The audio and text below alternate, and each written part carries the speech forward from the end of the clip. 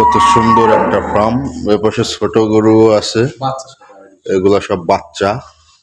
এই যে এটা হলো শাখারিয়া আপনার ব্রিকফিল্ড।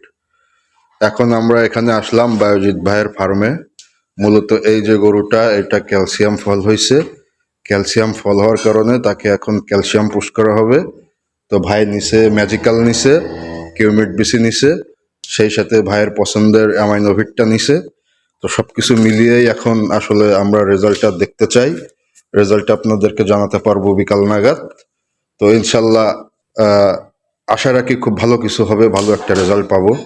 আর এই যে দেখেন দুধের গরু, আপনাদের সবাইকে বলি, দুধের গরু বিশেষ করে যারা পালেন তারা যে কোনো ক্যালসিয়াম, মুখের ক্যালসিয়াম খাওয়াবেন, এটা বাধ্যতামূলক। তাহলে কি হবে? তাহলে আপনার এই গরুগুলো আর ক্যালসিয়াম ফল করবে না, দুধ পাবেন অধিক হারে। স্বাভাবিকের তুলনায় আপনার দুধ বাড়বে 7 থেকে 10 কেজি প্রতিদিন। 7 থেকে 10 কেজি দুধের যে দাম, তা দিয়ে তো মনে করেন যে আপনি খুব অনায়াসেই ক্যালসিয়ামের চাহিদাটা পূরণ করতে পারবেন।